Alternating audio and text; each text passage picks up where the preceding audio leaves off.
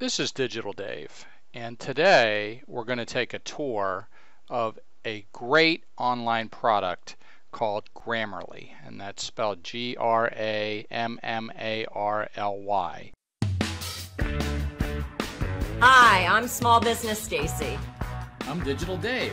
where marketing Meets technology. This product is awesome for people, if you're like me, who are grammatically challenged.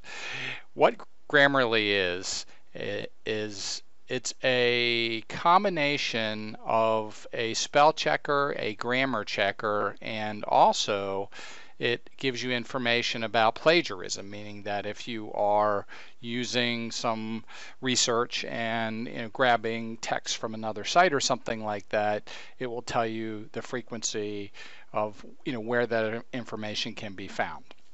And so we're going to take a tour of Grammarly today, and I'm going to show you the great features of this product. There are multiple versions of this product. One version is the free version, and certainly many of you can use the free version. And there is the paid version. Now, Grammarly has multiple points of entry, which is what really makes it great. There is a Outlook plugin, which I have used on some computers. It's actually excellent for grammar and spell checking your emails, which, if you're, like I said, like me, grammatically challenged, can take a lot of time. So what Grammarly does extraordinarily well is really save you a lot of time when you're composing just about anything on the web. It also has a plugin for Chrome which allows you to use Grammarly and forms on any website that you open within the Chrome platform once you have the extension installed. And I'll actually show you this as it works within WordPress, which, if you are using WordPress or have a blog that has a browser-based admin tool, then you could use this to obviously check your grammar and spelling within that tool as well. So that's what makes Grammarly a great platform. Now I'm going to show you the very first way that you can use Grammarly, and that is through the Grammarly online website itself. And what you do is, after you create an account, you actually log in, and you'll get a dashboard that looks something like this. And you have your option. You can do multiple things here. You can click new and upload a document. This can be a text document or a rich text document, and it will upload it, and it'll begin doing its thing, spell checking and grammar checking. Now, we've already put one in here for today to use as an example, and we will use the one oh, we didn't. Okay, so we're going to go ahead and upload one right now, and you actually get to see this in use. So I'm going to go ahead and upload, and we're going to go to a document that we created earlier today just for the purposes of illustration, and that would be here. And we'll just do, and this would be an article that we might post to one of our blogs. We have a blog on natural health that we maintain, and this one is an article that it already exists on that blog, so the grammar part of it won't show a lot of grammatical issues because we've already used it to check it, but you'll kind of get the idea, as well as you can also check it for plagiarism, which we did check this document, and we plagiarized our own website. It actually showed that we had already written this article.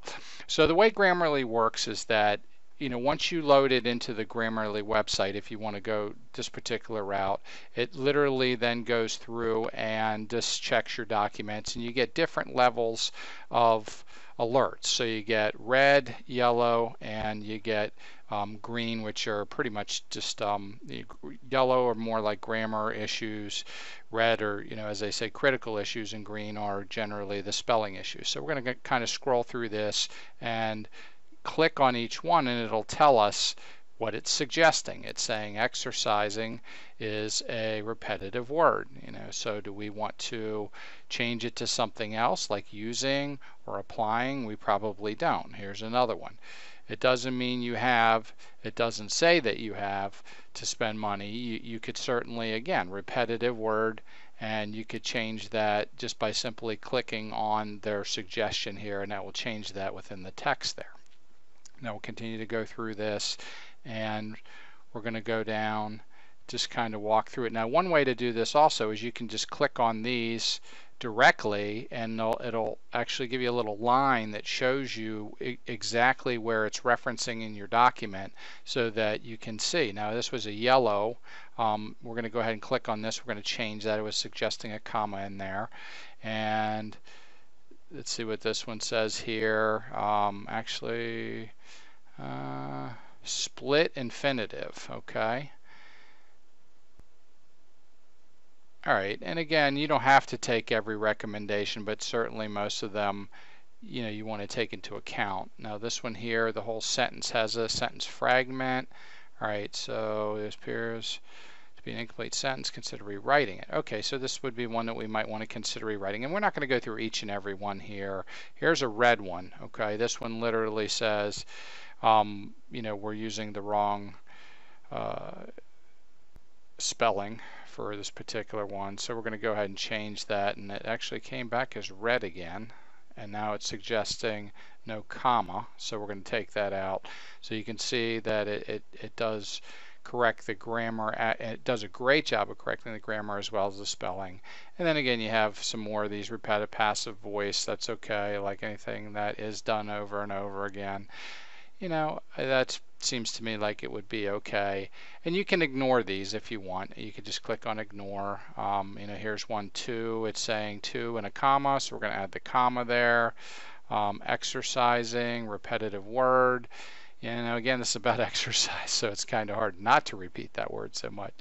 So you get the point, all right? And then when you're done, one of the things you can do is you can enable the plagiarism, and I'm going to go ahead and turn this on. Now, I don't know if this will show up or not, and so it shows up and it says it is pretty much entirely plagiarized, right? Because the whole thing is highlighted. So if I click on it, it's going to tell me, look, you have 76 words right here that are showing up on another website. Well, this is the website that the article was written for, so we're going to ignore this, but you can clearly see that it has a issue with that, and then it says another 244 words are unoriginal text. Same thing, same website, and it's going to be ours, and it's going to show that it is being copied. So this is what Grammarly, its overall capabilities are. And like I said, I think the best thing about this is the amount of time it saves you.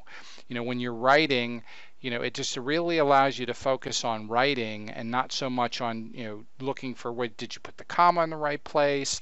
Are you using the right, term here, the right verb, the right adjective? It really does a great job of making your writing very smooth and proper.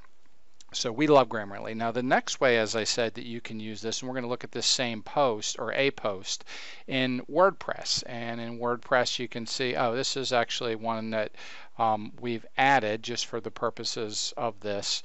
So you'll see we've added an article here in WordPress, and then within that it's actually already checked this particular WordPress form area, and it said it's found two issues. Now there's two ways you can go. You can step through this. You can step through this by going down and just clicking on it within the actual form field itself and doing the adjustments, or which I like to do, you can click on this little thing down here. Now generally this will have a G for Grammarly, and it'll be green until it finds issues, and then it will change, and you'll see it change to a number, and it'll give you its suggestions. So we have the 16 from that are not so bad, and then 2 that are considered bad. Now if you click on this, you're going to see it opens it up in that, similar to that previous window that we saw when we were actually on the Grammarly site, and you can see that it is really going through and checking each and everything. Repetitive words, again, this one was on exercise, so I'm not going to to spend too much time on this one here.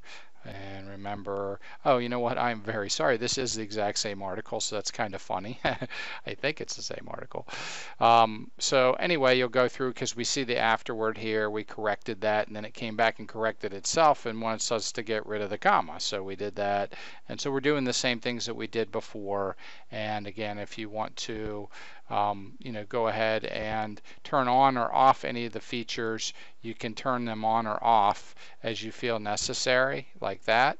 And you can actually enable something called vocabulary enhancement, which helps to diversify your writing a bit. So there are even additional features to this that really help you try to write to make your writing more proper. So again, we highly, highly, highly recommend Grammarly for anybody who is writing a lot, doing a lot of blog posting, or just writing a lot of emails for that matter. If you use Outlook, it does work. The plugin works within Gmail, it works within Yahoo, as long as you're in your Chrome browser with the extension as well. So again, the great thing about Grammarly is how much time it saves you. You really just can go through and not have to spend a lot of time really thinking about your punctuation and spelling and so forth. So again, we highly recommend this to all of our clients, and we we use this on a daily basis ourselves and find it extraordinarily helpful. So again, this is a wonderful tool. We hope you have enjoyed this episode, and we hope you will come back and check out our next episode. So thank you so much. This podcast was brought to you by Small Business Stacy, the Small Biz Marketing Specialist. Want to grow your business more in the next 30 days than you have in the past 3 months? Get your free marketing plan at smallbizmarketingspecialist.com. That's small, B-I-Z, marketingspecialist.com.